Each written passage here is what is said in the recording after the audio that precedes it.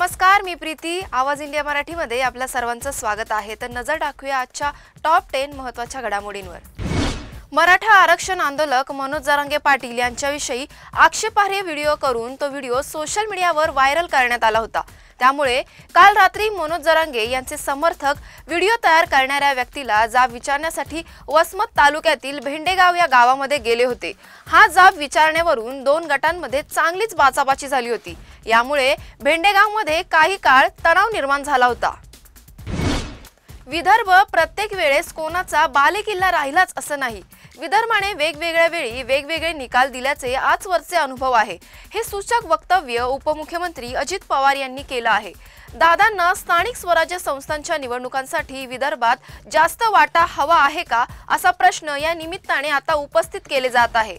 आपल्याला जास्त संधी मिळाली पाहिजे, परंतु तिन्ही पक्षाचे नेते एकत्रित बसून समन्वय साधण्याचा प्रयत्न करू, असेही अजितदादा यांनी म्हटलं आहे. काँग्रेस नेते राहुल गांधी यांनी भाजप आणि निवडणूक आयोगावर मतचोरीचे आरोप करत टीका केली आहे. त्यांनी काही पुरावे सादर करून भाजपवर बनावट मतदान घडवून आणल्याचा आणि हे सर्व निवडणूक आयोगाच्या संरक्षणाखाली होत असल्याचा दावा केला आहे.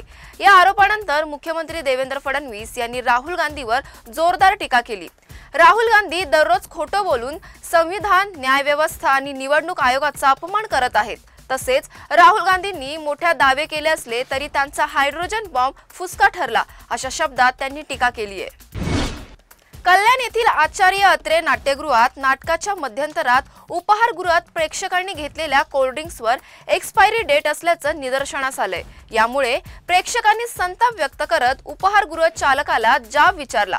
चालकाने चूक मान्य केली असून त्याने डेट पाहिली नव्हती असे सांगितले. प्रेक्षकांनी पोलिसांना पाचारण केल्यावर बाजारपेठ पोलिसांनी एक्सपायरी कोल्ड्रिंक्सच्या बाटल्या जप्त केल्या. आता अन्न व औषध प्रशासन आणि पोलिसांकडून काय कारवाई होते याकडे सर्वांचं लक्ष लागलंय.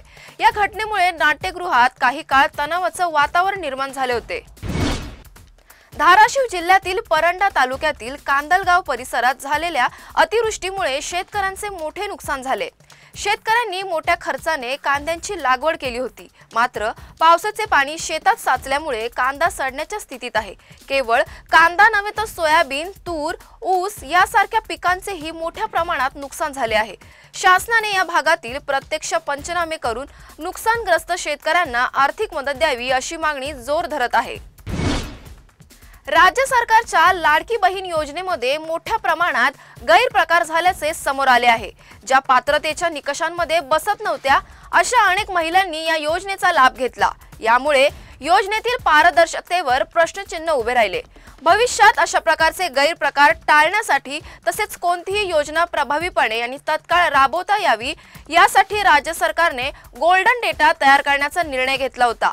हा गोल्डन डेटा म्हणजे राज्यातील प्रत्येक नागरिकाची अचूक आणि संपूर्ण माहिती असलेला डेटाबेस असेल. या योजनेतील पारदर्शकता वाढवण्यासाठी आणि फक्त पात्र महिलांनाच लाभ मिळावा यासाठी सरकारने एक विशेष वेब पोर्टल सुरू केले आहे. या पोर्टलद्वारे लाडकी बहीण योजनेतील सर्व लाभार्थी महिलांना पुढील 2 महिन्यांच्या आत ई-केवायसी प्रक्रिया पूर्ण करण्याचे आवाहन करण्यात आले आहे. पालघर येथील एका केमिकल कंपनीत गुरुवारी स्फोट झाला. या भीषण अपघातात एका कामगाराचा मृत्यू झाला असून 4 जण गंभीररित्या जखमी झाले आहेत. जखमी कामगारांना जवळच्या रुग्णालयात दाखल करण्यात आलं असून त्यापैकी दोघांची प्रकृती गंभीर आहे. कंपनीत अचानक झालेल्या स्फोटाचे कारण शोधण्यासाठी पोलीस तपास करत आहेत. स्थानिक रहिवासी आणि कामगार संघटनांनी कंपनी व्यवस्थापनावर सुरक्षा उपायांमध्ये निष्काळजीपणाचा आरोप केला आहे.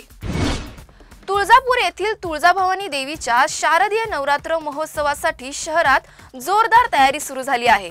22 सप्टेंबर पासून सुरू होणाऱ्या या महोत्सवाच्या पार्श्वभूमीवर तुळजाभवानी मंदिर संस्थान आणि तुळजापूर नगरपालिका प्रशासन यांनी भाविकांच्या स्वागतासाठी विविध सुविधा उभारण्यास सुरुवात केली आहे. देशभरातून येणाऱ्या हजारो भाविकांसाठी पार्किंग तसेच 15 ते 20 हजार भाविक बसू शकतील अशी वॉटरप्रूफ मंडप उभारण्यात आले आहे. याशिवाय शहरातील विविध भागांमध्ये सीसीटीव्ही कॅमेरे आणि पोलीस चौक्या उभारून सुरक्षा व्यवस्था मजबूत करण्यात आली आहे. सुपर 4 साठी बी ग्रुपमधून श्रीलंकेने विजय मिळवून अफगाणिस्तानाला स्पर्धेतून बाहेर केलं. आणि बांगलादेशला सुपर 4 मध्ये पोहोचण्यात अप्रत्यक्ष मदत केली। अशा प्रकारे बी ग्रुपमधून श्रीलंका आणि बांगलादेश 2 संघ सुपर 4 मध्ये पोहोचले, तर ए ग्रुपमधून आधीच टीम इंडिया आणि पाकिस्तान या 2 कट्टर प्रतिस्पर्धी संघांनी सुपर 4 मध्ये धडक दिली। सुपर 4 फेरीत 20 ते 26 सप्टेंबर दरम्यान एकूण 6 सामने होणार आहेत। या फेरीत प्रत्येक संघाला आपल्या गटातील टीमसह विरोधी गटातील 2 संघासह प्रत्येकी 1-1 असे एकूण 3 सामने खेळायचे आहेत। त्यानंतर सर्वाधिक सामने जिंकणारे 2 संघ अंतिम फेरीसाठी पात्र ठरणार आहेत। अश्विन कुमार दिग्दर्शित महाअवतार नरसिम्हा हा पौराणिक कथेवर आधारित असलेला ॲनिमेटेड चित्रपट 25 जुलै रोजी थिएटरमध्ये प्रदर्शित झाला होता। या चित्रपटाच्या कथेने, सिनेमॅटोग्राफीने आणि ॲनिमेशनने सर्वांची मनं जिंकली होती। आता हा चित्रपट OTTवर प्रदर्शित होण्यासाठी सज्ज झाला आहे। लहानांपासून मोठ्यांपर्यंत सर्वच वयोगटातील प्रेक्षक थिएटरमध्ये जाऊन हा चित्रपट पाहू लागले होते आणि इतरांनाही तो पाहण्याचं आवाहन करत होते। आता हा चित्रपट प्रेक्षकांना घरबसल्या किंवा त्यांच्या मोबाईलवरही पाहता येणार आहे। अशाच महत्त्वाच्या बातम्या बघण्यासाठी पाहत रहा आवाज इंडिया मराठी।